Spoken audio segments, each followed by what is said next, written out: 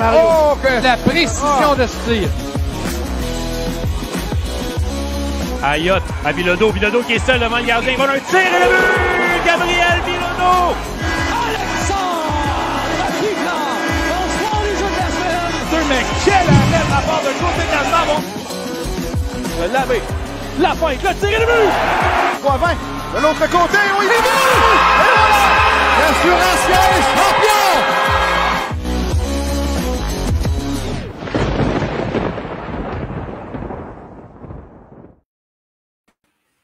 Bonsoir, mesdames et messieurs, bienvenue à la Source LNH, le balado officiel de la Ligue nord-américaine de hockey. Aujourd'hui à l'émission, on reçoit Dominique Lapensée, l'entraîneur-chef du bataillon de Saint-Hyacinthe, qui viendra faire son bilan de la saison avec nous. Dave, comment ça va? Ça va bien, toi? Yes, ça va bien. Les Suéries suivent leur cours. On connaît maintenant les demi-finalistes. Ben oui, ça a été un gros week-end de hockey. Je dis tout le temps là, qu'on souhaite toujours qu'il y ait le plus de séries qui se rendent loin puis de match numéro 7 possible. On a eu juste un match numéro 7, puis il m'a dit que c'était pas nécessairement celui auquel on s'attendait quand c'était 3-0 pour se retracer dans la série. Mais quand même, là, toutes les séries se sont rendues au moins en 6 matchs pour une ronde quart de finale. Là, c'est quand même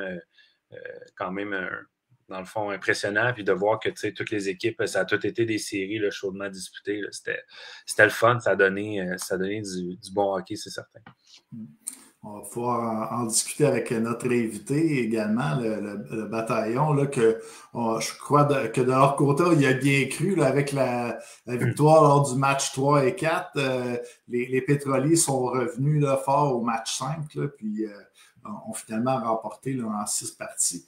On va pouvoir en discuter plus longuement. Peut-être quelques nouvelles. Là, il n'y a pas beaucoup de nouvelles là, à part qu'on connaît les demi-finalistes. Il y a quand même... toi, Dave, tu es au Brésil, puis tu as eu un remplaçant quand même de marque. Ça a été dur de trouver quelqu'un de mieux que ça. Hein? Oui, c'est ça. Donc, Anthony Marcotte là, qui a décrit le match ultime numéro 7 là, entre les marqués et les éperviers à Sorel. Ben oui. Dans le fond, c'est ça. Je suis au Brésil présentement, chez la belle famille. Puis, ce qui est drôle aussi, petite anecdote par rapport à ça, c'est sûr que on est le plus impartial possible, puis on représente la Ligue. Mais c'est sûr que, depuis que je suis tout jeune, je prends pour Sorel, puis je commente les matchs de Sorel et tout. Puis ça donnait que l'avion, on le prenait vendredi soir pendant le match numéro 6. Je regardais sur TVLNH, on était en attendant, on regardait le match sur TVLNH. Puis là, un moment donné, il faut aller embarquer puis tout. Puis on embarque comme on était en début de 3e période. Les éperviers ont mené quand même ce match-là pas mal longtemps. Fait que là, un moment donné, ça fait 2-1, parce que, OK, c'est stressant un petit peu. Puis après ça, en 3e, ça fait 2-2. Là, tu embarques dans l'avion. Là, après ça, ça fait 3-3, comme pratiquement juste avant de décoller. Puis, finalement, quand on a décollé, puis que, j'avais plus le choix, là, fallait que je me mette sur le mode avion, puis j'avais plus aucune façon de savoir, là, c'était quoi le score. C'était directement quand la 3e période finissait, puis ça s'en allait en overtime. J'étais comme, OK, là, je suis pogné 10 heures de temps dans l'avion sans savoir c'est quoi le résultat du match. C'était l'enfer. Ça pour atterrir, puis voir que la prolongation a duré 3 minutes en plus, puis que finalement, c'est les marqués qui avaient gagné. Fait que c'était stressant comme vendredi soir. Mais oui, pour revenir à la nouvelle...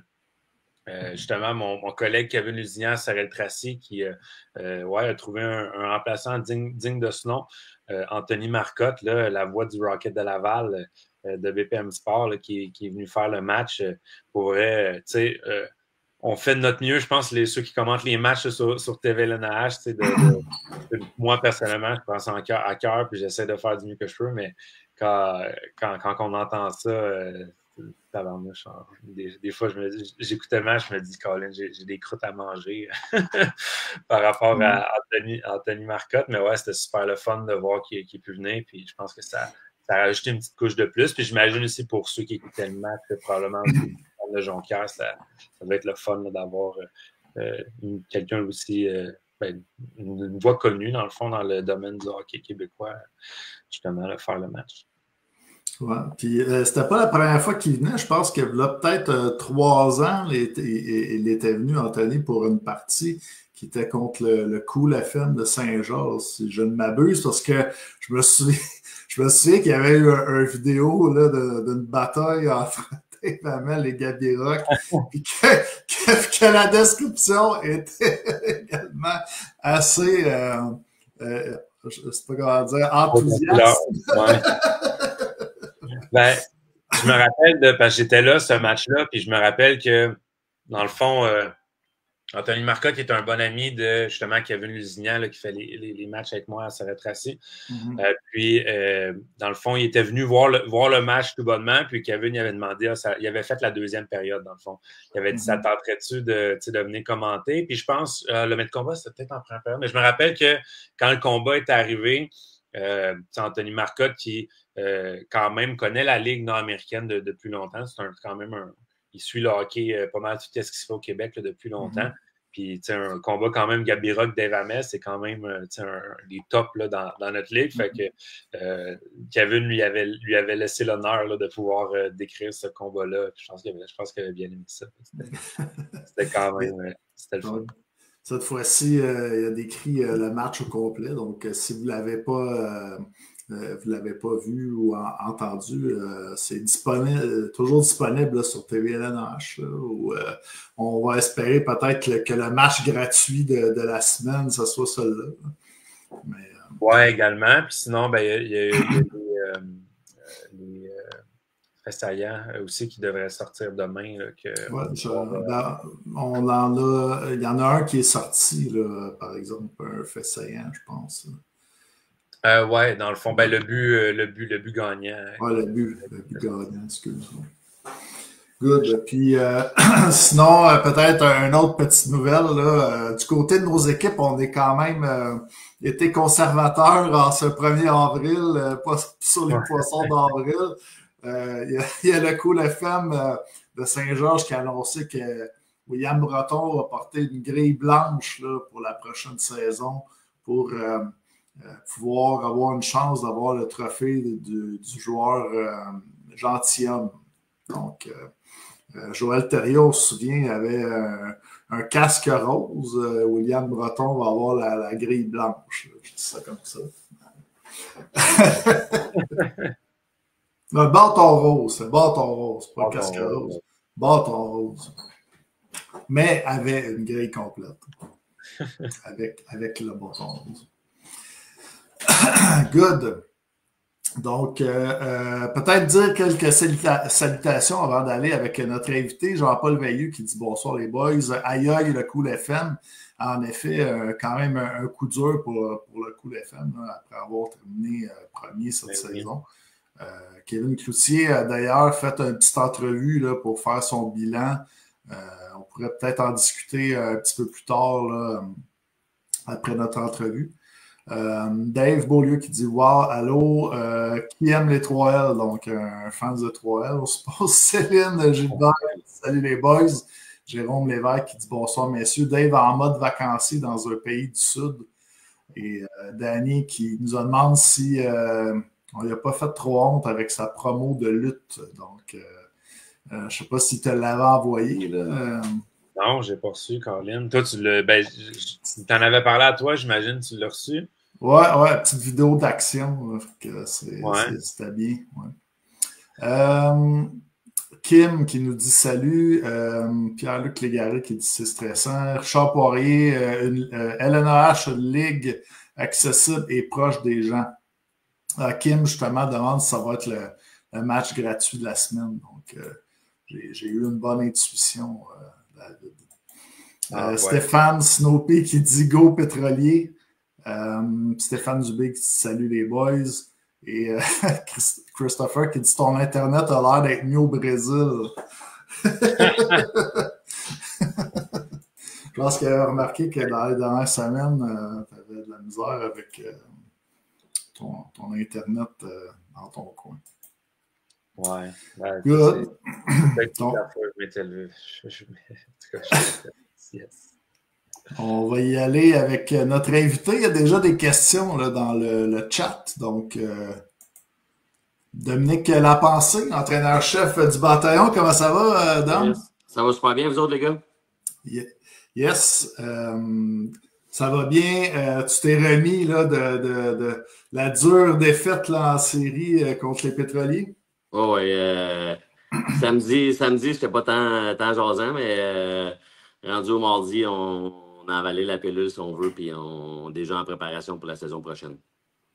Donc, on t'a ici ce soir là, pour parler peut-être du début du bataillon, quand même une équipe d'expansion. Ça a été ça fait partie là, de nouvelles affaires, là, si on veut. Et puis, tu vas pouvoir faire un peu avec nous le bilan, là, que ce soit de la saison régulière, les séries éliminatoires. Mais, Dominique, tu es arrivé là, à la fin mai.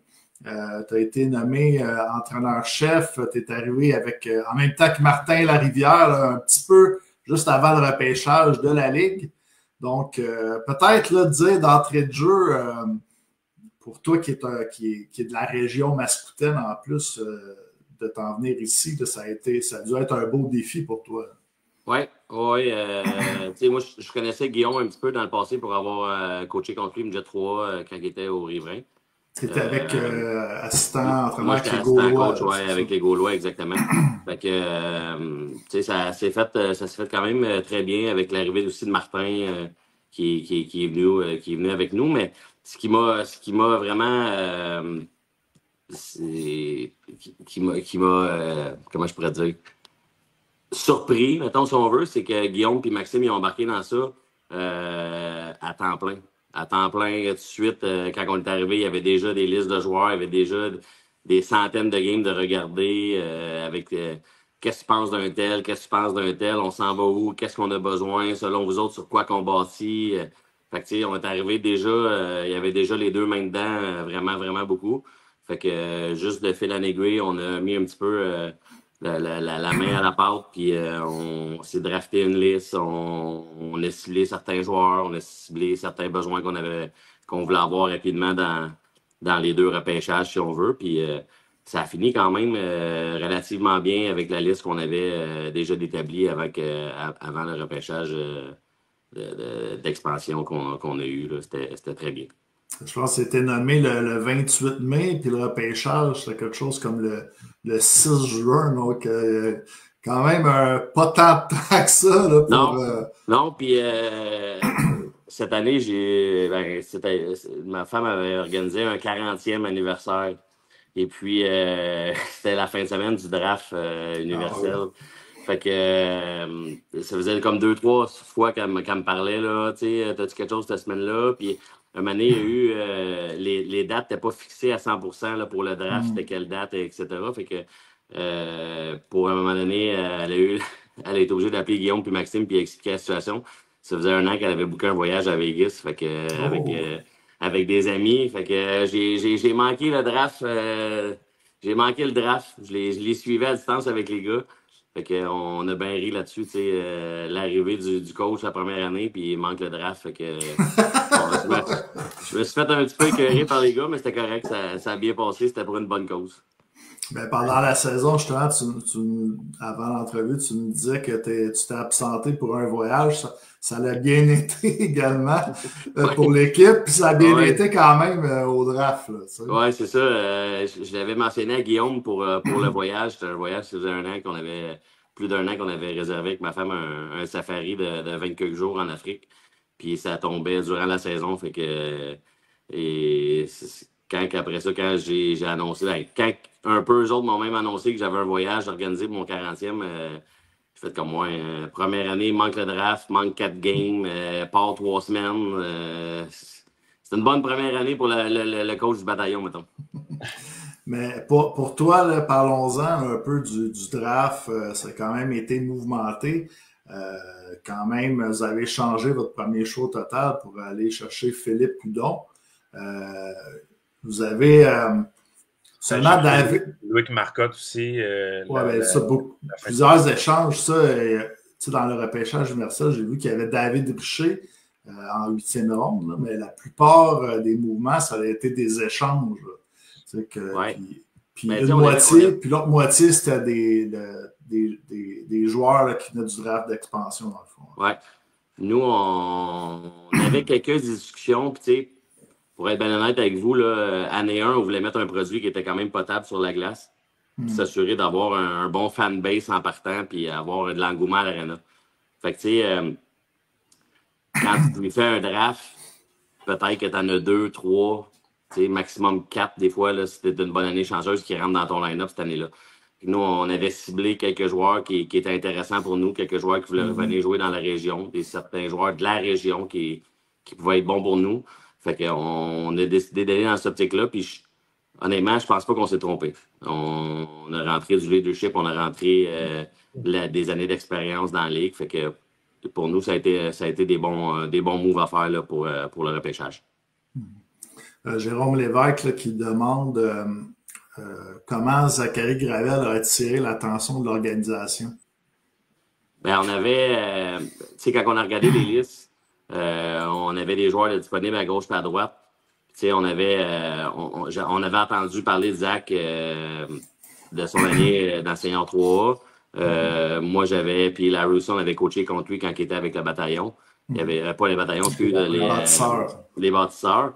Et puis, il y avait eu des bonnes statistiques. Fait que, tu sais, on était... Au début, on a regardé voir dans le depth chart tout ce qui était pour fitter, puis tout.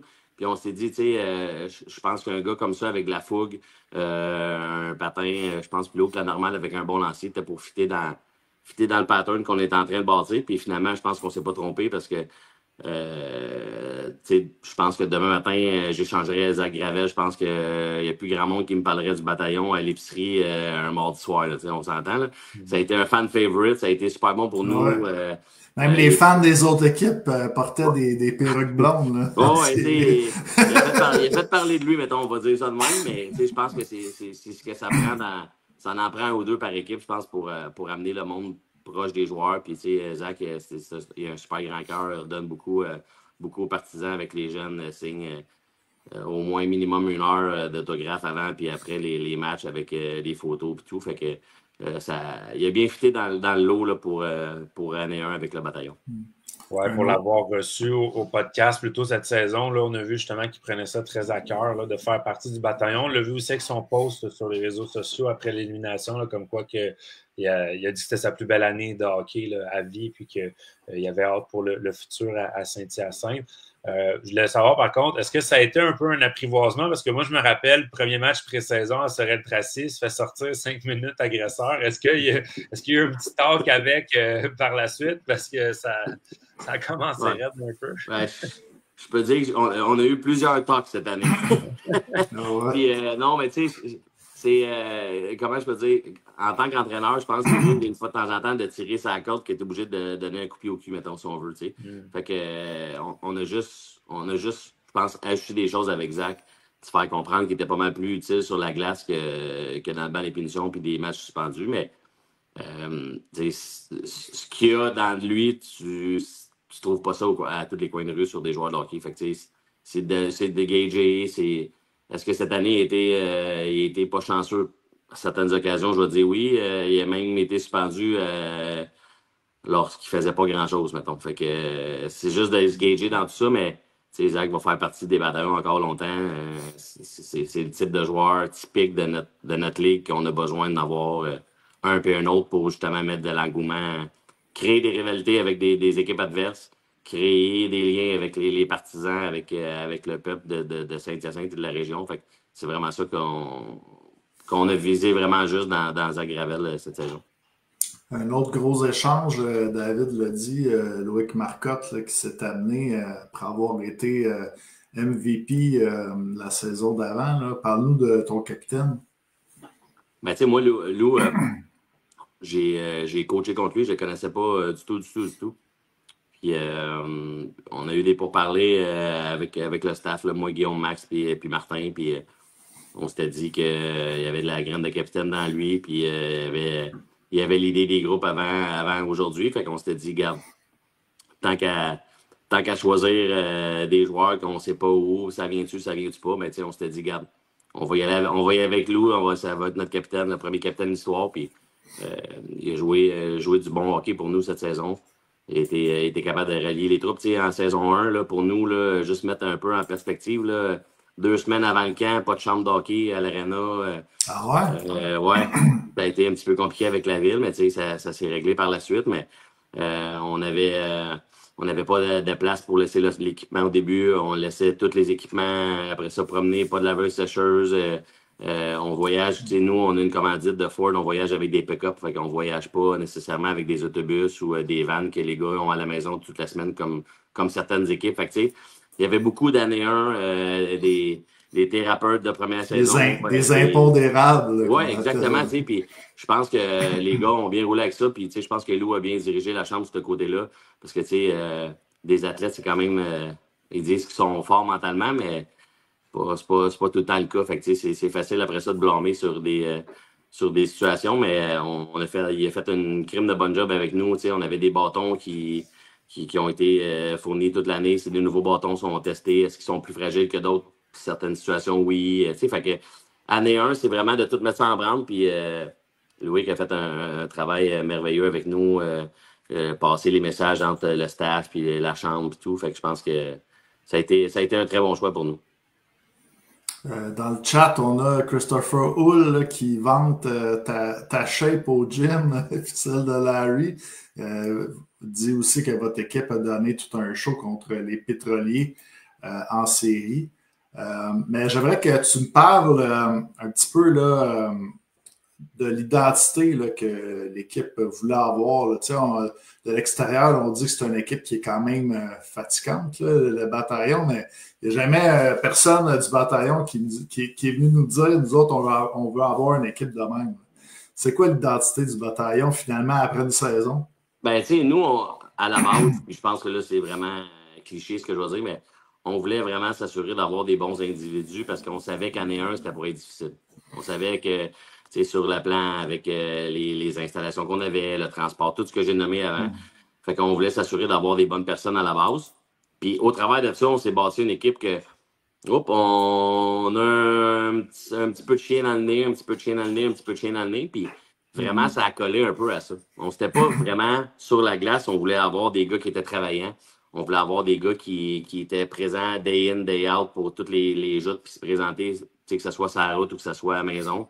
Puis on voulait vraiment créer une identité qu'on va être une équipe qui va se battre jusqu'à la fin. Puis je pense que si tu regardes Game 6 des séries, c'est ça qui est arrivé. Fait que, on l'a fait toute la saison. On a eu des petits passages à vide dans la saison, comme je pense n'importe quelle équipe. Puis je ne veux pas utiliser le fait d'une équipe d'expansion loin de là. Des fois, ça colle, des fois, ça colle pas. Ça a été d'essayer des combinaisons d'un puis de l'autre. Puis dans le passé, si on jouait dans le junior ensemble, avec le tu les remets ensemble. Fait que, mais je pense que du jour 1, le monde qui venait à l'Arena, on a vu des joueurs dédiés, des joueurs qui travaillaient extrêmement fort. Puis on voulait être, excusez le terme, là, mais agresseur dans le sens qu'on voulait démontrer qu'on avait notre place là. On voulait démontrer que les joueurs, peu importe qu'ils arrivaient d'un draft universel ou d'un draft d'expansion, que les gars avaient leur place dans la ligue. Puis je pense qu'on l'a démontré, si tu veux, sur 80 ou 90% des jeux qu'on a disputés. Ben, au début de la saison, là, on peut dire que le gâteau a quand même pogné assez rapidement. Vous étiez peut-être dans le top 3, top 4, là, au moins pendant les 2-3 premiers mois de la saison. Qu'est-ce qui a fait là, que ça a bien été dès le départ là, chez le bataillon? Ben, tu sais, on n'a pas réinventé la roue. Là. On ne cache pas. On est allé dans du hockey qui est de base, mais qui est efficace. Puis on est allé un petit peu... On savait ce qu'on avait comme individu. On est allé plus dans ce style-là. Un jeu qui est peut-être un petit peu plus rapide. De bouger la rondelle rapidement. Puis je te dirais que ça a bien fonctionné. Ou les moments où on a des petits passages à vide, je pense que c'est ce côté-là qu'on avait un petit peu oublié. Puis je crois aussi que les petits passages à vide, quand je regarde mon line-up, on a certains individus qui manquent de millage de hockey. Puis je pense que ça fait partie du processus quand tu pars année 1. Tu joins du monde au groupe, peut-être 5-6 games. Lui, il rentre dans le moule au mois de novembre. Mais rapidement. Puis je pense que il y a certaines équipes, je pense, qui nous ont pris à la légère au début de saison, pour être bien honnête. Puis je pense que c'est ce que ça a donné peut-être certaines victoires, certains soirs où on a surpris l'adversaire avec la rapidité qu'on a, avec l'agressivité qu'on avait.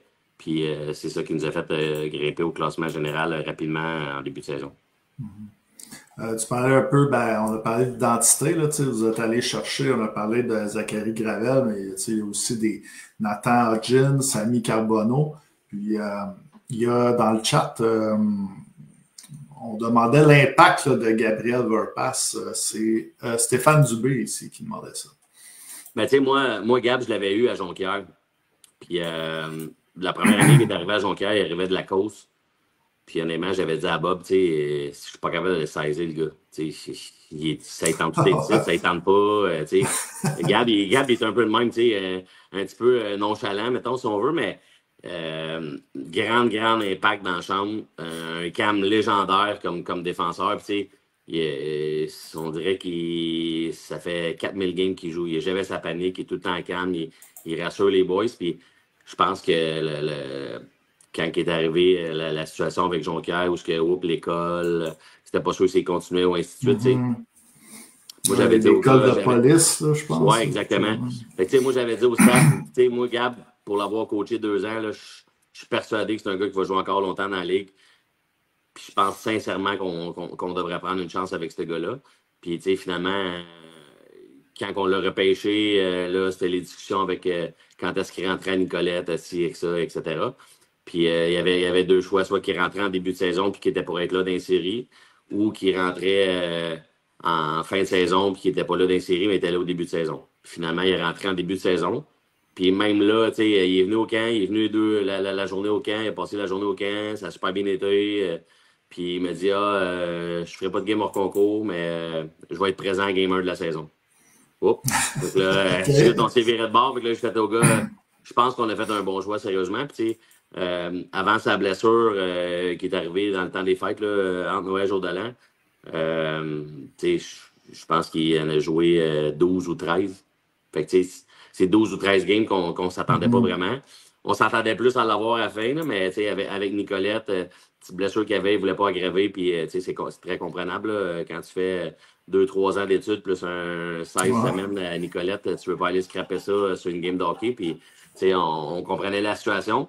Puis quand il m'a mentionné qu'il était prêt à revenir au jeu, on l'a pris. Puis on fait pas du hockey pour ça, mais rendu là, on prend des décisions qui sont très difficiles. On tasse des gars qui ont été là pas mal dans la saison pour faire place à un gars comme Gab Verpass qui arrive, que je pense qu'en forme puis en santé, il peut être top 10 des défenseurs dans la ligue si on veut. All around. Il y a des très bonnes stats offensivement dans notre ligue, même si peut-être avant dans sa carrière, c'est un côté qui venait moins. Mais depuis qu'il est dans notre ligue, on dirait qu'à toutes les fois qu'il touche à la rondelle, il arrive de quoi de bon. Fait que, quand il m'a dit je vais venir faire le warm-up, je verrai comment ça va, puis tout de suite après le warm-up, on dit puis ça n'a pas été. Il vous laisse laisser désirer, on dirait. Je le comprends, le gars, je veux dire, il vient, il sait qu'on tasse quelqu'un, il a à cœur la chambre, il a à cœur les boys, fait que, il savait que c'était un game time decision, puis finalement, il en a joué plus qu'une dans la série, puis qui nous a donné vraiment. Je pense qu'à son arrivée, c'est sûr, ça faisait un bout qu'il n'avait pas joué, mais ça replace le monde dans les bonnes chaises, tout simplement, puis ça donne les minutes aux bonnes personnes, puis les minutes sont distribuées à 6 défenseurs, puis je pense que ça a fait un gros impact pour nous.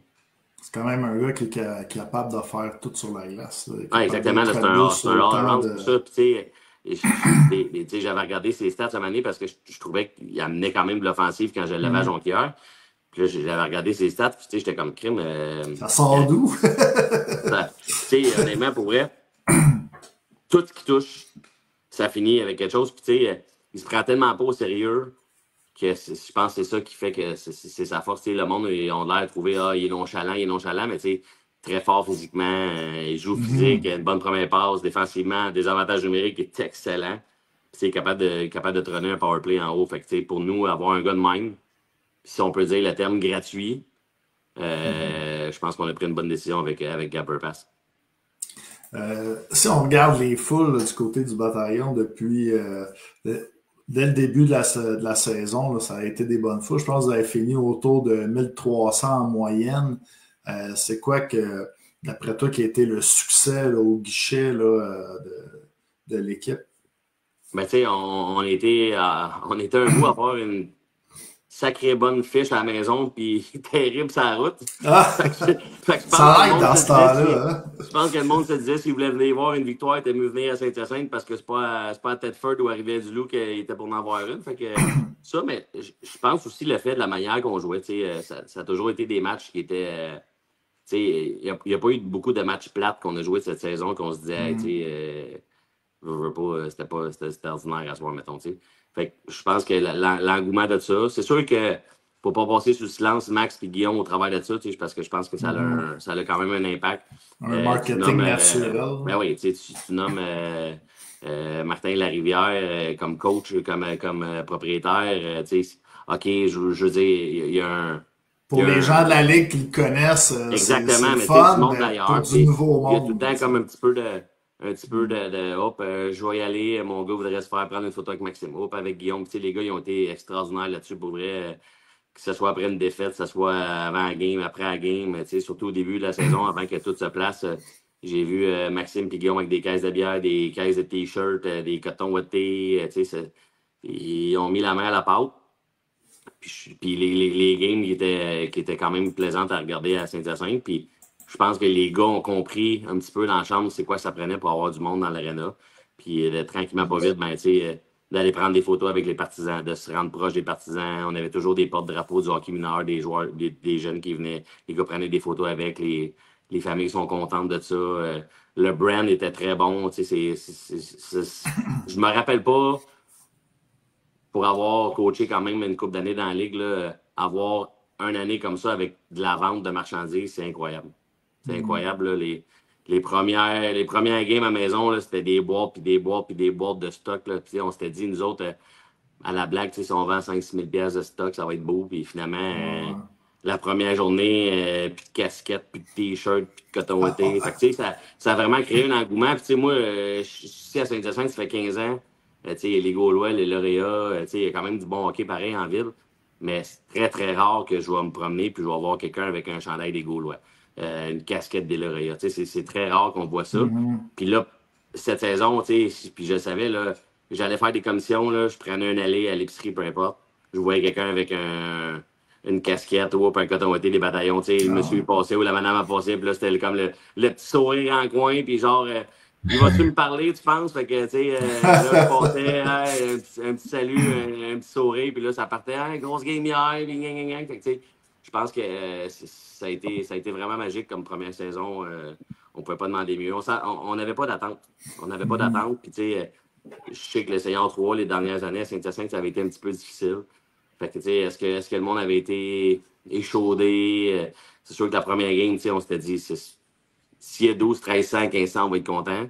Puis là, finalement, à un moment donné, quand on est venu pour embarquer sur la glace, puis là, moi, cette journée-là, ça a été une grosse journée pour moi parce que j'ai eu beaucoup de monde que je connaissais qui venait. Puis là, hey, comment ça marche les billets, puis les textos, puis les appels avant la game. Puis j'avais dit à Guillaume, faut retarder la game. Là. T'as à peu près encore personne dehors. Puis là, c'était comme, ben là, t'es-tu malade? Puis là, finalement, je lui montrais des photos que le monde m'envoyait. Puis là, c'était comme, le monde faisait le tour de l'aréna. C'était terrible pour vrai, ça avait pas de sens. Fait que là, on s'est dit, oh, OK, on a vraiment quelque chose. On va voir les autres games. Parce que Game 1, c'est tout le temps comme, OK, je vais aller voir c'est quoi, c'est qui. Puis là, game 2, 14-15. Game 3, game 4. Puis là, finalement, on finit. C'est sûr qu'on a eu un petit passage à vide de l'équipe, ça n'a pas aidé. Là, je veux dire, on se cachera pas. Là, ben beau faire des événements puis tout dans les estrades, ça prend quand même du produit, le fun. On a eu une coupe de game que c'était peut-être un petit peu plus ordinaire. C'est sûr qu'il y a des équipes contre qui tu joues dans la ligue où il y a moins d'engouement. Puis je veux dire, je ne blâme pas les équipes. Là. Chacun bâtit son identité d'équipe, c'est bien correct comme ça. Là. Il y a des rivalités qui se créent aussi. Oui, exactement. Tu amènes un Thetford où on jouait un home and home, tu amènes Laval qui amène sa gang, tu amènes Sorel. Je veux dire, ça fait partie de la game. Est-ce que j'ai beaucoup de monde de Rivière-du-Loup qui vont suivre jusqu'à Saint-Hyacinthe pour voir une game ou de Québec? La vraie réponse, je pense, c'est non, mais honnêtement, ça a été une année. Ça a été une super belle année pour année 1. C'est sûr qu'on met des standards encore plus élevés pour année 2. Mais je pense que pour la première saison, tout le monde peut être content et fier du travail accompli. On peut rajouter même à ça qu'il y en a peut-être qui voulaient venir à l'Arena pour pouvoir faire le lancer chanceux et gagner un spa. Hein? Ouais. Je pense que Sam Sénécal du Club Piscine ne s'attendait pas à ce que le spa se fasse gagner dans les 5 premiers games de la saison à maison par son beau-père, mettons. Fait que on a bien ri de ça. Puis, non, mais ça montre à quel point que les commerçants du coin ont embarqué dans le projet quand on a fait la tournée des commanditaires, beaucoup de restaurateurs, de magasins, d'entreprises qui ont embarqué. Fait que ça a été super pour le bataillon. Pardonnez-moi pour mon petit ordinateur, ça arrive des fois, mais juste pour revenir sur ce que tu as dit, là, j'ai entendu la fin de la réponse, mais moi j'étais dans la file qui faisait le tour d'Arena lors du premier match contre Sorel. Puis au début, j'étais arrivé là, puis je stressais. Je voulais confirmation que le match allait commencer plus tard. J'étais comme, tout le monde ne sera pas rentré pour 8 heures, certain. Mais c'était quand même le fun, un 2000 personnes en partant. Puis honnêtement, la fois que moi, un peu, je me suis dit, Colin, parce que comme tu l'as dit, 2000 personnes, c'est beau, un premier match, une nouvelle équipe, contre Sorel, cousins royaux, mission, ça pognait. Mais votre première game du jeudi soir, quand j'ai vu, justement, je n'étais pas là, mais quand j'ai vu sur le site qu'il y avait comme 1200 personnes un jeudi soir, c'est là que j'ai fait comme, oh, OK, comme... On a quelque chose, là. C'est ça, 1200 un jeudi soir, c'est du sérieux, ouais. Là. Mais tu sais, ça, c'est une autre chose que je pense que Maxime et Guillaume ont été, je peux dire avant-gardistes ou peu importe, là, mais les jeudis soirs qu'on jouait, les vendredis, c'était pédago. Fait avec ce qu'on avait comme disponibilité, on s'était dit, regarde, on va mettre les chances sur notre bord. Puis, un jeudi soir, on dirait que c'est tout le temps propice à une petite sortie, un petit 5 à 7, une petite consommation. On s'était dit, regarde, si on est capable d'amener 100 petites familles d'une sortie père-fils à l'Arena, puis là, tombe en amour un peu avec le produit, ben, va revenir un vendredi, va revenir un samedi, va revenir un dimanche après-midi. Puis je pense que on était quand même chanceux pour le peu de vendredi, surtout au début. Parce que on a joué, je pense que c'est une game ou 2 à la maison, puis après ça, on est parti sur un stretch de 3-4 semaines sur la route. Fait que c'est là, puis quand on est revenu, je pense qu'on revenait justement un jeudi soir. Puis là, justement, on s'était dit, crime, en plus, un petit passage à vide de 2-3 défaites collées sur la route avec. Fait que là, on s'était dit, ouais, ça va être l'air de quoi quand on va revenir. Puis finalement, le monde a répondu présent. On a une section 13 là, que je les salue parce qu'il doit être à l'écoute, là, mais la section 13 ont amené beaucoup d'engouement, beaucoup de bruit dans l'aréna.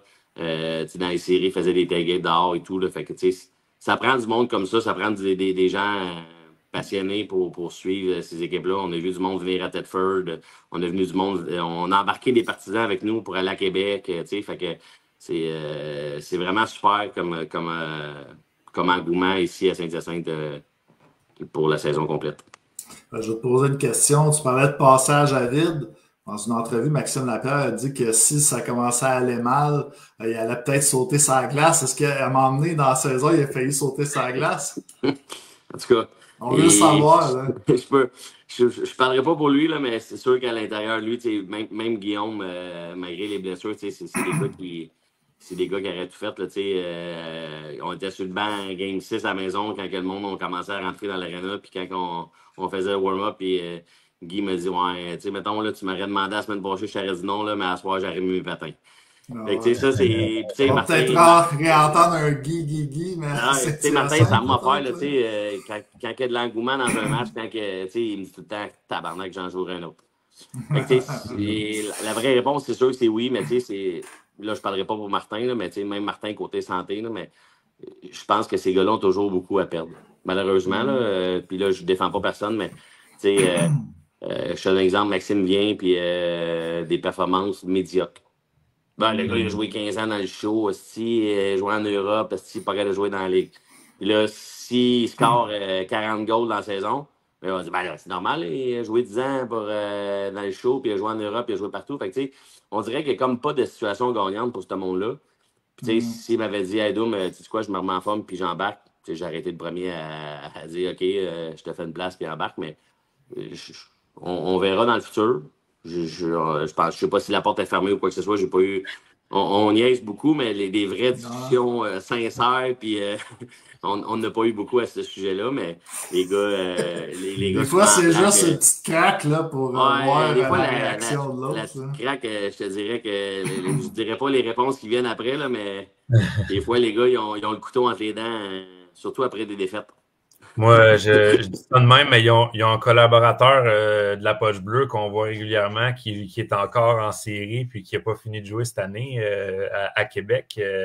Puis ici, l'abri, ils doivent s'en glisser un mot une fois de temps en temps. D'après moi, ils se sont échangés quelques textos. Sinon, la question qui tue que j'ai vue dans le chat, je ne sais pas si elle a été posée, là.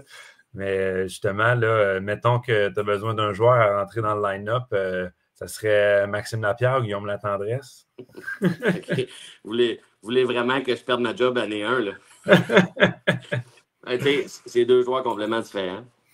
Je te dirais, dans peu importe, je prendrais un ou l'autre.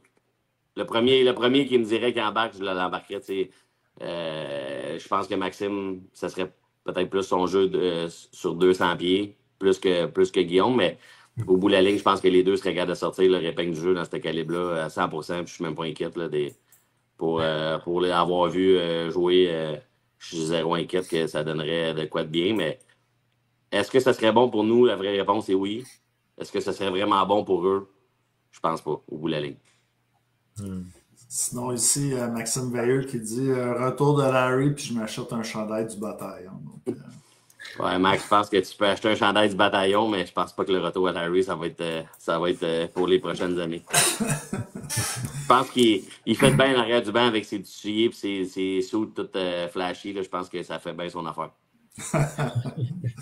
Sinon, je voyais la question dans le chat, là, mais tu sais, je dis aussi, j'avais vu aussi passer le commentaire, mais tu sais, vous avez repêché des joueurs comme GSD, Xavier Ouellet, puis tu nous disais que tu étais déjà un peu sur le téléphone et déjà au travail pour la prochaine saison.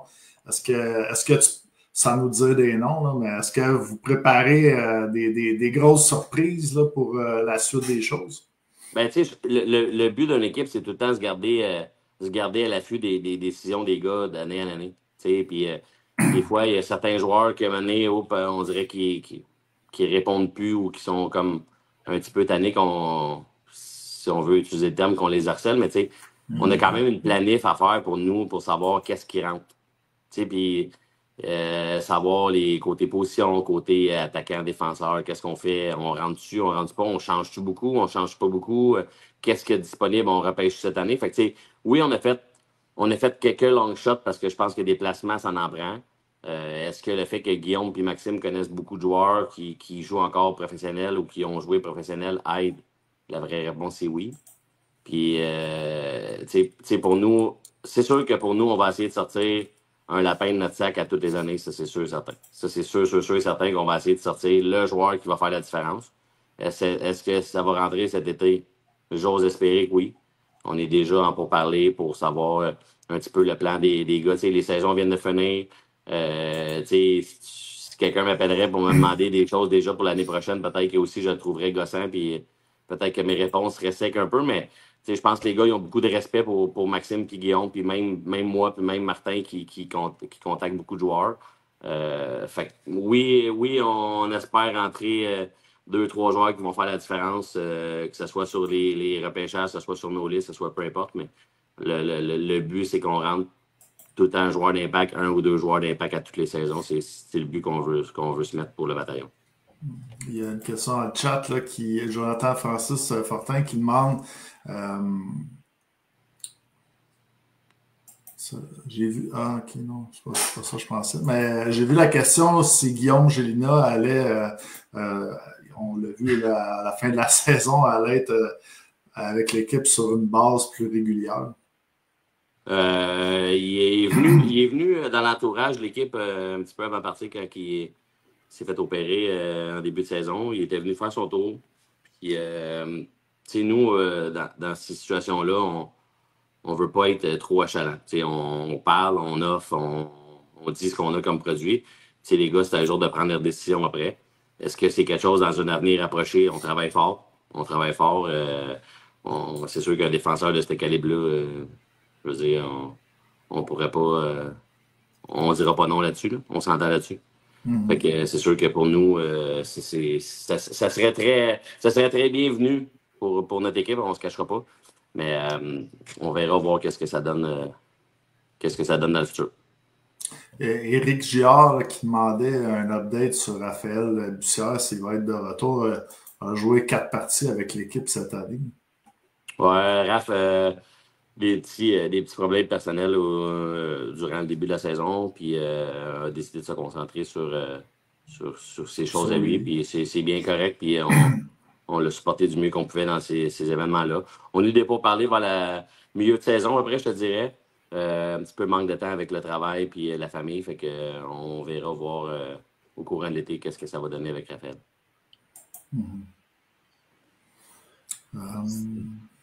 Sinon, je voulais peut-être finir un peu. Je ne sais pas si vous en avez parlé, désolé, j'ai manqué quand même 5 minutes. Mais de la série en tant que telle, là, qu'on vient de. Parce qu'il y a eu une grosse saison, mais il y a eu une grosse série qui vient de se terminer. Comment est-ce que tu as vu ça? Série qui s'est jouée un peu, je dirais, on dit souvent en 2 temps, mais je dirais en 3 temps. Première fin de semaine, c'était Laval. Deuxième fin de semaine, c'était Saint-Hyacinthe. Troisième fin de semaine, ça a été Laval. Comment est-ce que tu as vu cette série-là, qui a été quand même une série très, très spectaculaire pour les fans, mais pour les entraîneurs, c'était peut-être moins le fun, des 6-5 puis des matchs comme ça. Comment est-ce que tu as vu ça de ton côté? Je pense que c'était tous des matchs d'un but aussi. Là. C'était tous les matchs d'un but, 2 prolongations. Tu sais, on a fait un gros travail, le staff ensemble, pour préparer l'équipe. On a fait avant la première fin de semaine, on a fait un gros meeting le mardi, le staff, de toute sortir des séquences vidéo, et ainsi de suite. Puis après ça, on a collé un meeting d'équipe où j'avais 100% de mon club qui était en présentiel ou en Zoom. Puis là, on calcule un Kevin Domingue d'Ottawa, on calcule un Samy Carbonneau qui était présent en Zoom, des gars de Saint-Sauveur qui sont descendus, Dominique Talbot de Tassy, dans le Nord, Zach Gravel, Dave Richer, toute la gang. Puis on a changé quelques petites choses. Ça a été, je pense que la première fin de semaine, c'est là que ça a été peut-être un petit peu plus long à embarquer dans le processus puis de mettre des choses en branle. La deuxième fin de semaine, je pense que c'est là vraiment qu'on a vu la différence. On a refait une couple d'ajustements, on a changé les unités spéciaux, on a travaillé ça là-dessus. Tu sais, ça a donné 2 bons résultats. La dernière fin de semaine, je vais dire sincèrement, la game du mercredi, un petit goût amer. On n'a pas sorti comme qu'on aurait dû. On était sorti flat. Je pense à certaines occasions, on avait la chance de faire mal à Laval, qu'on n'a pas été capable. On n'a pas été capable de jouer avec l'avance. Ça a été un très gros point. Là, même dans la première fin de semaine, si Laval avait gagné les 2 matchs, je pense qu'on avait mené au score 110 ou 115 minutes là, sur 130. Ça avait comme pas de sens. Là. Les présences sur la glace après un but étaient horribles. On jouait sur un lac, on avait de la misère à se concentrer. On s'est laissé beaucoup emporter par la foule à Laval. On prenait le lead, on était hyper, on était high risk avec les jeux. On jouait pas dans le système. Puis là, on a essayé de ramener la gang à jouer dans le système. Ça a été un petit peu compliqué. Fait que, puis là, je pense que la deuxième fin de semaine, on était un petit peu plus capable de le faire. Puis quand on est arrivé mercredi, on était vraiment flat. Ça n'a vraiment pas été un bon match. Puis le match de vendredi, je pense que ça aurait pu aller d'un bord comme de l'autre. Pour avoir enlevé mon gardien pour jouer à 6 contre 5 toute la saison, je pense que ça prenait à vrai 8 secondes, on se faisait scorer, ça n'avait pas de tabarouette de sens. Puis là, on a enlevé le gardien, puis même là, tu sais, c'est sûr que tu as de l'engouement, tu es stressé un peu, mais j'étais pas plus stressé qu'un autre match, puis j'étais pas plus stressé qu'une autre situation, puis j'avais vraiment confiance qu'on marque un but, puis on a été capable de jouer 2 minutes sans se faire scorer de but à 6 contre 5. Puis même là, on a essayé. Guillaume Gauthier a manqué un filet pratiquement désert là, du revers en fin de match qui aurait pu égaliser le match. Fait que c'est sûr que d'avoir fini sur une performance comme ça, je pense qu'on peut sortir la tête haute.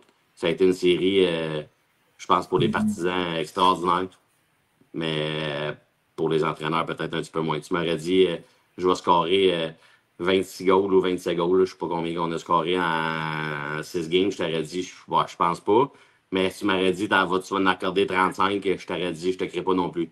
Fait que, tu sais, quand on se parle dans le groupe, moi, Max, Guillaume puis Martin, tu sais, c'est ça qu'on se dit, tu sais. Il n'y a personne qui aurait pu prévoir ça, que ça aurait fini avec des scores au de même, tu sais. Puis, habituellement, dans les séries, c'est tout le temps des scores plus bas, c'est plus serré, c'est plus ouvert. Puis là, on dirait que les deux équipes ont tombé comme sur le lac, puis on n'avait plus de consignes. Puis, hop, toi, tu y vas à 2, ben moi, je vais à 3. Ben, là, toi, tu y vas à 3, ben moi, je vais à 4. Puis là, tu sais, ça n'a comme pas de sens d'un bord puis de l'autre. Puis, hop, score 2 buts dans la première minute, se fait scorer 2 autres buts dans les 4 minutes qui suivent. Mais, tu sais, honnêtement, si tu me demandes si ça serait à faire, est-ce qu'on ferait la même chose? Oui. Est-ce qu'on changerait des petites choses? Oui, c'est sûr. Mais à la fin de la journée, pour les partisans, pour la Ligue, je pense qu'on ne pouvait pas demander mieux comme scénario avec deux équipes proches pour la première ronde, surtout pour nous. Là. Je pense que ça a mis du monde dans le building, ça a amené de l'engouement, ça a amené des partisans d'Aval qui sont très bruyants à l'Arena. Ça a créé une petite rivalité, ces réseaux sociaux, sur la glace, sur hors glace, les partisans. Fait que je pense que. Check ça, toi, les réseaux sociaux. Moi, je vais te dire bien sincère, je les regarde à tous les soirs, finissant en game. Ah ouais? Hein? Ouais. Puis je vais te dire, l'année passée, ça n'a pas été la meilleure affaire de ma vie, mettons, à regarder les réseaux sociaux après la débandade de Noël à Saint-Georges. Fait que. Mais j'aime ça savoir ce qui se passe. J'aime ça savoir un peu le monde. Il n'y a pas tout le temps des commentaires constructifs, on va se le dire. Mais il y en a quand même certains qui passent des commentaires que tu fais comme tu sais, il n'est peut-être pas tard. Fait que ça te fait réfléchir, ça te fait. Puis il y en a plusieurs que tu fais juste comme swiper puis on passe à d'autres choses. Là, mais il ne faut quand même pas oublier que c'est ça pour tout le monde, mais c'est une ligue de travailleurs. Il y en a beaucoup, des fois, en arrière d'un clavier ou en arrière d'un pseudo-nom de Facebook ou d'Instagram ou de peu importe. Les commentaires sont très faciles, mais tu sais, cette personne-là patine même pas, peut-être. Elle ne sait pas c'est quoi, gaucher ou droitier, mais ce soir-là, que Zach Gravel ou Samy Carbonneau ne s'est pas pogné, ne s'est pas battu 3 fois, c'était pas assez. T'sais. Fait que t'en prends, t'en laisses. Je pense que ça fait partie de notre ligue. Là, moi, je suis cette ligue-là depuis que j'ai 12-15 ans. Là. Ça coûtait 2$ rentrer à Sorel. C'était des dinosaures de Sorel. Fait que j'en ai vu une puis un autre, mettons. Fait que, c'est pas tout le temps facile de tout lire. Mais pour moi, c'est important de faire le tour des réseaux sociaux après chaque game. Tu dis que tu connais ça depuis que tu as 12 ou 13 ans. Est-ce que tu suivais plus Sorel, les dinosaures, ou tu as connu le Cristal, le Cousin, le Top Design? Ben, moi, j'ai grandi dans le coin de Saint-Basile-Belleuil, fait que pour vrai, puis mon père tripait sur cette ligue-là. Honnêtement, on a des amis qui ont joué dans la ligue, fait qu'on a suivi tout, tu sais. Je me rappelle là, des samedis, on faisait une game ou un dimanche, là, on faisait des games à Saint-Gabriel, le Brandon à 1h30, puis les Chiefs de Laval jouaient à 7h, on faisait 2 games. J'ai fait du millage dans cette ligue-là, j'ai vu des games durer 4 heures, j'ai vu le Centre Bell bien plein, j'ai vu des gestes disgracieux qu'aujourd'hui on finirait en prison. J'ai tout vu, là, j'ai vu, puis j'ai entendu combien de fois que David, là, tu suis ça depuis longtemps, là, la Ligue va fermer l'année prochaine. Tel club s'en va, c'est fini. Tel club s'en va, c'est fini. Puis ça, c'est le fun parce que moi, je regardais ça, mettons, à plus jeune, 15-20 ans, puis là, je me disais, c'est une belle ligue pareil, c'est du bon hockey. C'est dur d'évaluer du bon hockey, mettons, quand t'as 12-15 ans, puis là, aujourd'hui, à 41, je fais comme, hey, c'est du crise de bon hockey, pour vrai, là. Ça n'a pas de sens, là, comment que je regardais, avant, le monde venait finir leur carrière ici à 35, 36, 37, 38. Puis là, on a des gars qui jouent dans notre ligue à 21, 22, 23, 24. Là. Fait que, je pense qu'on accroche beaucoup, beaucoup de joueurs avant de partir. Puis je pense que c'est très bon pour nous. Puis c'est une très bonne affaire parce qu'on a un crime de beaux produits. On a du monde dans les arénas. On a du monde qui veut amener la ligue ailleurs. On prend des décisions en sorte pour. Puis je pense que c'est gagnant-gagnant pour tout le monde, parce que veux pas aujourd'hui, en 2025, je sais pas si on sort bien gros des places avec 20$. Là. Fait que, je veux dire, on s'en va à l'Arena, on a 2 heures, on a une bonne game de hockey, ça a coûté 20$. Une bière ou deux, tu sors de là, ça t'a coûté 50$. Tu as passé 2-3 heures avec une gang de chums à jaser et à regarder quelque chose qui est très respectable sur la glace avec un petit peu de brasse camarade ici et là, mais rien de dépassé comme dans le temps. Il ne faut pas oublier de où est-ce qu'on arrive. C'est ça, des fois, on veut changer la ligue, on veut l'amener ailleurs, mais je pense que pareil, un petit peu de brosse camarade, je pense que ça va toujours avoir sa place dans une certaine base de ne pas dépasser les lignes. On est-tu en train d'avoir ce débat-là, là, savoir si c'est... Moi, il y a quelque chose que je veux, parce que j'ai vu la question passer au début du podcast, puis je sais qu'il y a quand même une couple de fans de Laval qui nous regardent, fait que je pense qu'ils vont peut-être être intéressés aussi. Il y a un joueur qui est revenu dans votre line-up en série qui avait manqué quasiment la deuxième moitié de la saison, qui est Gabriel Verpass. Le match numéro 5, le combat qu'il a livré contre Danick Paquette, c'était quoi? Parce que c'était direct en finissant la première période en plus. C'était comment quand il est rentré dans la chambre? C'était quand même, je veux dire, pas mal sûr, je me trompe pas si je dis que c'est le combat de l'année de loin et facilement. C'était quand même c'était impressionnant à voir. Là. C'était comment un petit peu quand ça s'est passé? Quand on est rentré dans la chambre, je te dirais qu'il n'y a pas grand monde qui n'est pas allé voir Gab pour lui dire good job, buddy. Ça, c'est la première des affaires. Mais tu sais, Gab, c'est pas un gars qui va carburer à ça, qui va, tu sais, mettons, puis Danick, là, il a tout mon respect, mais tu sais, on dirait que Danick, quand il a le nez dans la sauce, puis qu'il est physique, puis il est challengeant le monde, on dirait que c'est là qu'il joue ses meilleurs games, puis c'est correct. Là. Mais tu sais, Gab, on dirait que c'est un gars qui pas nonchalant, mais il fait sa petite game, puis une fois de temps en temps, il va y aller, puis une fois de temps en temps, va faire respecter la loi si on veut. Mais c'est sûr que nous, c'est une grosse perte pour nous pendant ces 5, 6, 7 minutes-là qui est sur le banc, mettons, quand ça arrive. Mais on était très surpris, puis je pense que ça a démontré aux gars que, pas parce que je viens de rentrer dans le line-up que je vais me faire marcher dessus ou je vais aller à la guerre avec tout le monde. Fait que ça a vraiment comme OK, parfait, on est soudé up, on est prêt à y aller. Puis ça a vraiment donné l'impact qu'on voulait avec Gab là, dans le line-up. Je me rappelle quelqu'un qui a fait le warm-up à Saint-Hyacinthe, Game 2. Je me rappelle bien, ouais, Game 2. Je ne sais pas s'ils vont être honnêtes et ils vont dire, là, mais j'avais certains joueurs de Laval puis certains staff de Laval qui avaient la face longue quand ils ont vu Gab embarquer sa glace. Ils ont fait comme OK, he's back. On va l'avoir dans les pattes à soir. Ouais, exactement. Puis, tu sais, Gab, nous autres, on y avait dit, tu sais, Gab, vas-y, mollo, là, on repart ça, tu sais, je te fais confiance. Puis, une bonne discussion avec lui puis Martin pour savoir, tu sais, est-ce que c'est 100%, tu sais, ça faisait quand même 3 mois qu'il n'avait pas patiné. Fait que, tu sais, comment ça s'enligne, puis tout. Puis, première, je pense, ou deuxième présence, une grosse mise en échec dans le centre. J'étais comme, OK, je pense que Gab est correct, il va nous dire s'il y a quelque chose. Si on fait ton constat, la saison régulière et séries éliminatoires, c'est quoi la note que tu donnerais sur 10 à ton équipe pour une première saison? Je vais dire 7,5-8. Je vais dire 7,5-8. Est-ce que des soirs on était à 9 et des soirs on était à 6-7? Ben, oui. Mais tu sais, comme j'ai dit, année 1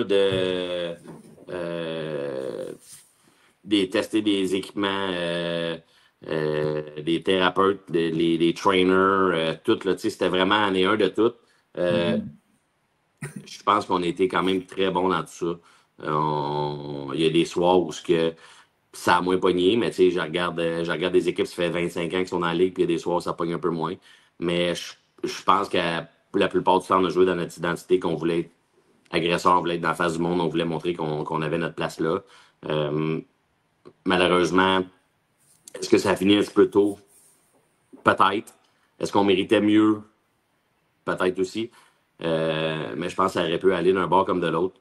Est-ce qu'on a pogné Laval parce qu'on a mal exécuté ou mal joué certains soirs? Oui, là, je me rappelle un soir qu'on menait par 2 buts contre Jonquière, il restait 1 minute 4 puis on a perdu en prolongation. Fait que, on a laissé des gros points sur la table à gauche et à droite avec des fins de match où on avait peut-être de la difficulté à gérer. Puis, quand je pense à ces matchs-là, ben là, je nous ai revus d'insérer à certaines occasions. Mais je pense que all around, on peut se donner un 7,5-8 pour l'ensemble de l'œuvre de la saison 1, de créer de l'engouement, d'être proche de certains partisans, d'amener de l'engouement à l'aréna, d'être proche des partisans, les propriétaires qui étaient là, qui étaient présents, les bénévoles.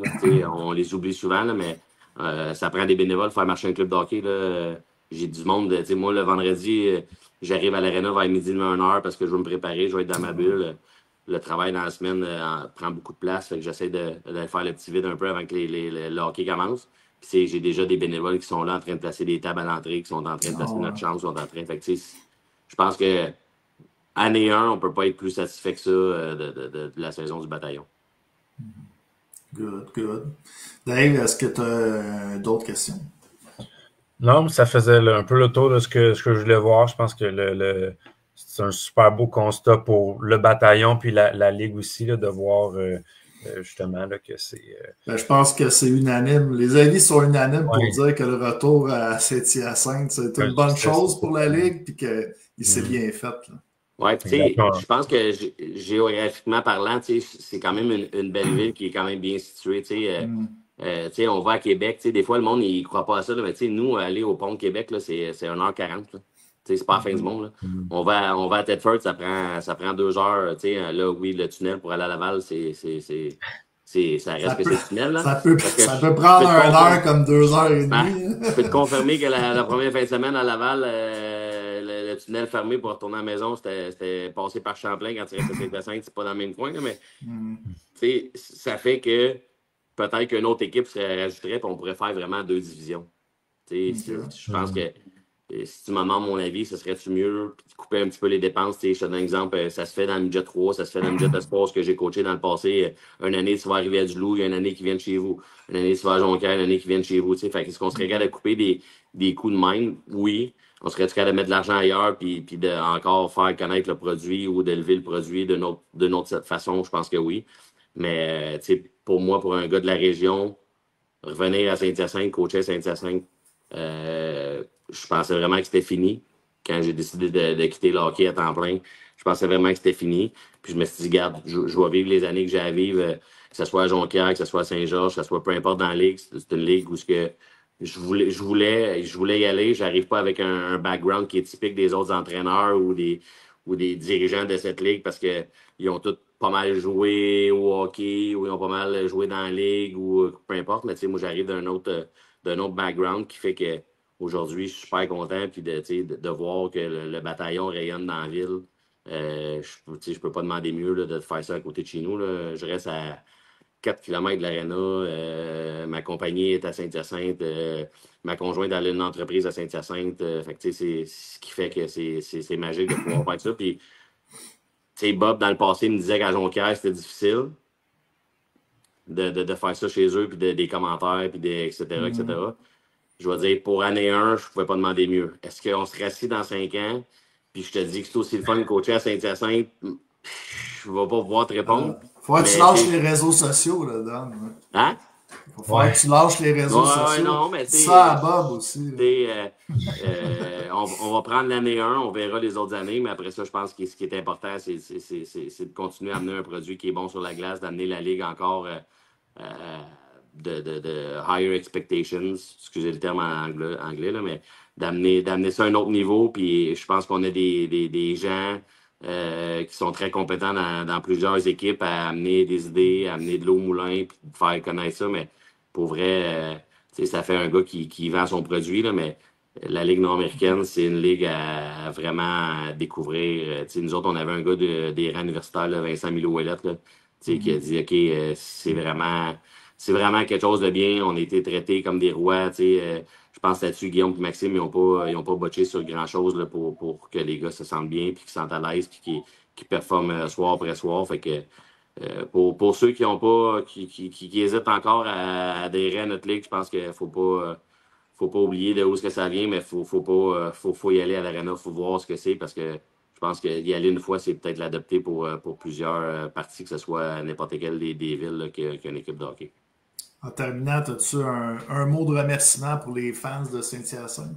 Oui, merci d'avoir été là. Sincèrement, sans vous autres, ça aurait été vraiment différent.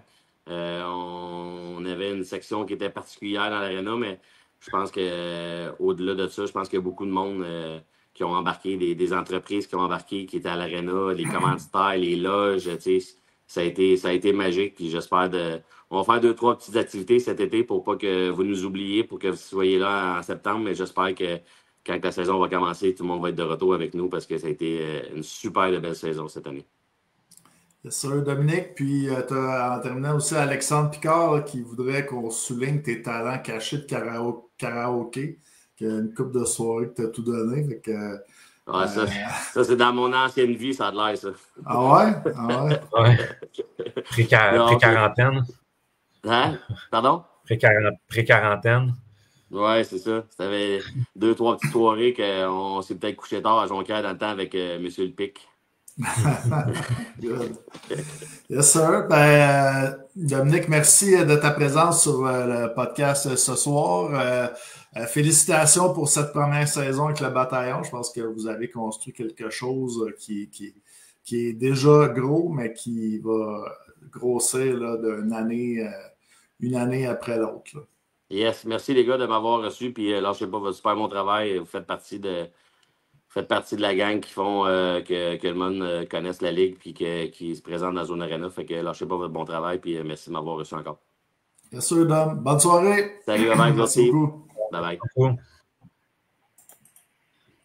All right. Donc, Dominique Lapensée, entraîneur-chef du Bataillon qui était avec nous, qui a fait son bilan. On a pu en savoir plus un petit peu là, sur le début, le repêchage, les échanges, comment que l'équipe s'est formée, l'identité à mesure que la saison progressait, jusqu'aux séries qui finalement ont résulté peut-être pas avec ce qu'on aurait voulu du côté du Bataillon, mais il faut des gagnants puis des perdants. Donc, pour cette fois-là, ça a été les Pétroliers qui ont passé en demi-finale. Et parlant des demi-finales, David, peut-être là, parler là, de qu'est-ce qui s'en vient pour la suite? Ben oui, comme on l'a mentionné là, en début de reportage, là, on connaît notre carré d'as. Une statistique intéressante, c'est que les 4 équipes qui restent, évidemment, ben, il y a Sorel, il y a Laval, il y a Rivière-du-Loup, il y a Québec. Avec mes recherches que j'ai faites, parce que je me suis dit que ça fait donc bien weird qu'il n'y ait pas ni Thetford Mines ni Jonquière cette année en demi-finale. La dernière année qu'il y avait ni Thetford Mines ou Jonquière en demi-finale dans la Ligue nord-américaine, c'était 2008. C'est vraiment une année d'exception. Là. Ça fait quasiment 20 ans là, qu'il y a tout le temps au moins Jonquière et Thetford Mines en demi-finale.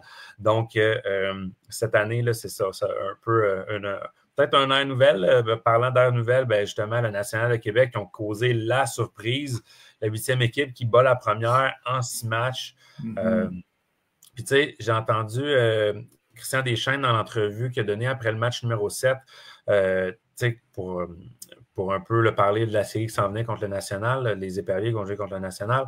Donc, lui qui disait que, tu sais, Québec, ils ont rajouté beaucoup de joueurs, mais ça faisait quand même 2 mois qu'on jouait pour rien, tu sais, dans le sens qu'on jouait pour préparer les séries, puisque notre position au classement à Québec était déjà prédéterminée, là, si on veut. Donc, c'est sûr que de remettre les compteurs à zéro, puis de justement, là, avec les nouveaux joueurs qui sont arrivés, puis un peu l'engouement, là, ça a pris une victoire, je pense, la première victoire en 2e prolongation, puis je pense que le monde à Québec, ils ont vraiment commencé à y croire, puis commencé à embarquer. C'est sûr que c'était la performance de Tristan Côté-Cazenave qui a fait le tour du Québec quasiment, là. Mais vraiment, là, c'est autant c'est beau de voir ça pour Québec, puis c'est beau de voir que justement, ça pogne maintenant 1800 personnes, ça tombe match numéro 6. C'est aussi dommage pour Saint-Georges d'avoir une aussi belle saison régulière avec autant de bons nouveaux joueurs et tout, que ça finisse comme ça, mais encore là, c'est un cliché, c'est ça le hockey, ça peut arriver. Mais non, c'est le fun d'avoir Québec. Dans son point de presse, juste mentionner que Kevin Cloutier quand même a été humble, si on peut dire, parce qu'après toute cette belle saison-là, a quand même pris du blâme là, pour ces défaites-là. Je pense qu'au bout de la ligne, là, on gagne en équipe puis on perd en équipe. Là.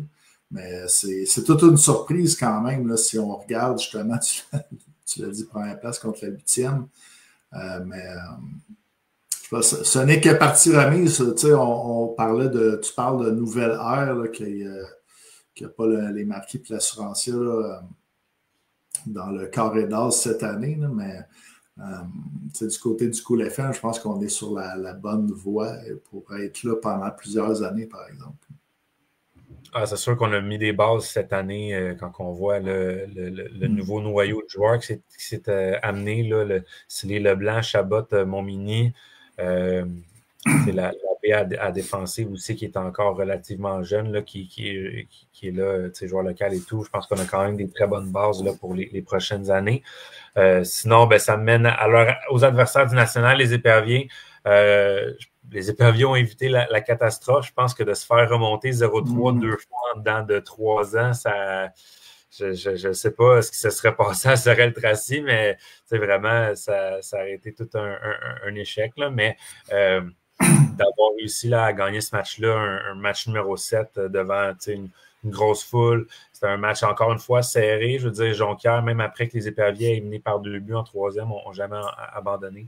Fait que ça a été une série qui aurait pu être un peu, pas pour dire plate, parce qu'il y a aucune série qui est plate, mais si ça s'était terminé en 4 ou en 5, ça aurait été une série peut-être un petit peu qu'on aurait pu oublier facilement. Mais là, avec la série qu'on a eue, la remontée de Jonquière, je pense qu'on a ramené là, un petit peu l'engouement au Palais des Sports puis à Jonquière. Là, je pense que les fans, là, même si ça n'a pas été la saison rêvée à Jonquière, ont quand même pu avoir de quoi se mettre sous la dent en série avec ce parcours-là. Là.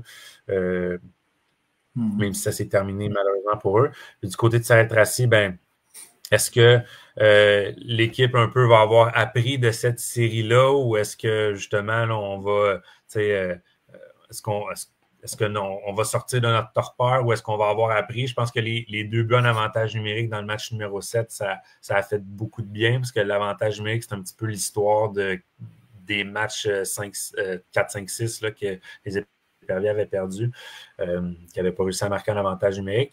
Donc, je ne sais pas si ça a aidé. Sinon, ben, en même temps, est-ce que d'avoir eu une frousse comme ça puis d'avoir joué avec le feu comme ça, ben, justement, on va apprendre de ça du côté de Sorel-Tracy puis on va pouvoir se dire OK, ben là, on n'y est plus puis on y va le tout pour le tout. Fait que ça va être une série intéressante. C'est sûr, on va surveiller aussi, on va espérer un prompt rétablissement à André Bouvet-Morissette. C'était pas super le fun à voir, là, sa blessure lors du match numéro 6. Fait que, je serais surpris de le voir jouer dans cette série-là, mais en dehors du hockey, là, on va espérer là, un bon rétablissement. Puis en même temps, quand quelque chose comme ça arrive à ton capitaine, c'est aussi le genre de truc qui rallie une équipe ensemble. Donc, on souhaite tout le mieux là, à André Bouvet-Morissette, qui est un peu un joueur exemplaire là, depuis son arrivée dans la Ligue. C'est pas pour rien qu'il est capitaine. Donc, voilà.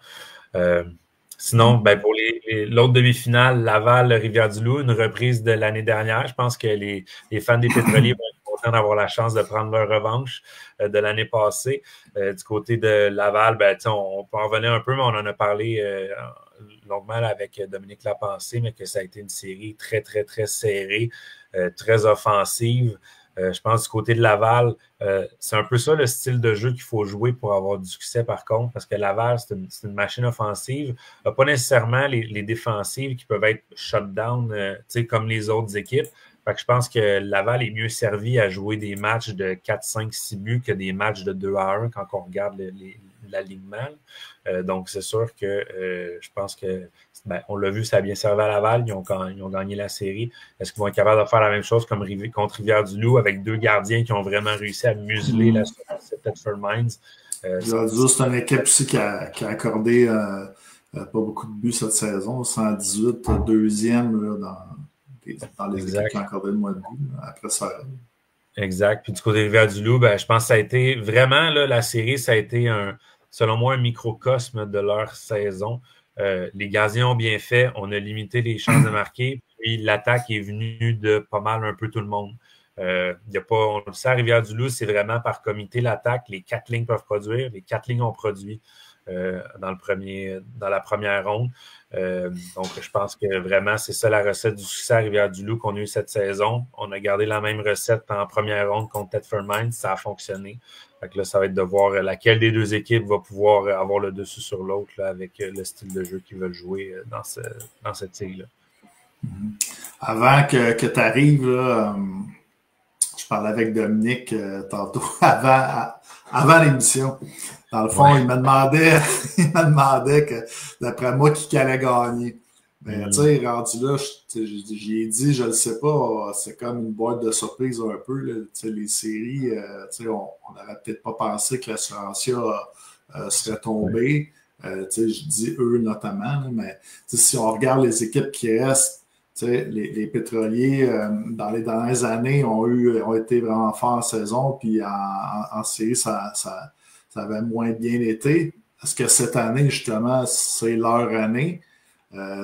Là, on regarde du côté des éperviers, peut-être on était en 7 là, avec les Marquis, mais c'est quand même l'équipe qui tombe favorite à cause qu'ils sont les deuxièmes au classement, les plus hauts classements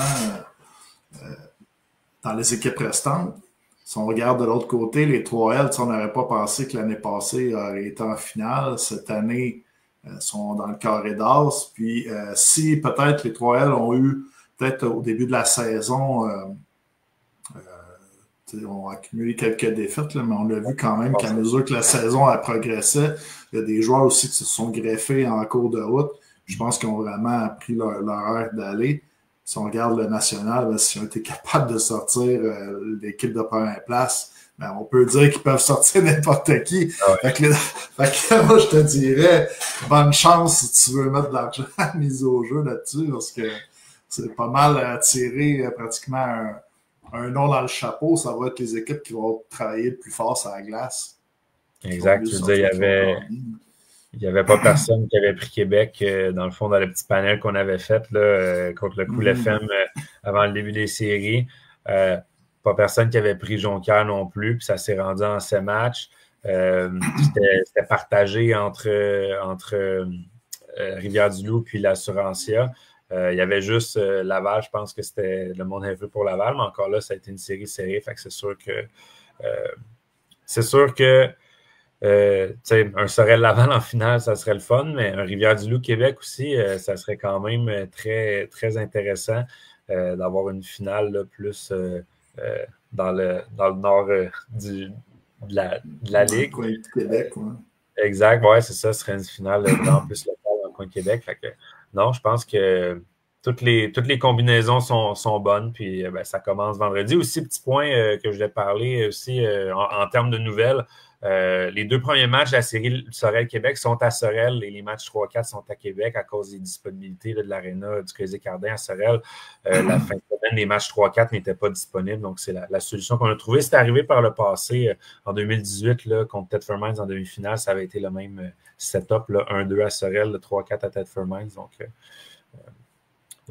voilà. Good.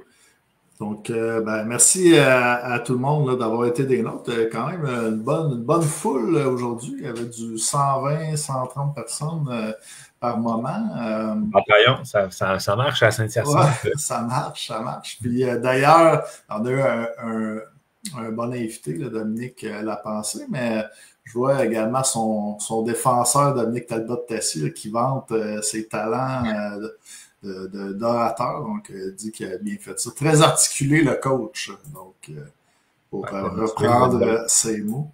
On va l'avoir entendu souvent cette année. Mais écrit un petit peu plus bas, là, je ne l'entends jamais, j'ai toujours Larry qui me crie dans les oreilles pour se faire entendre.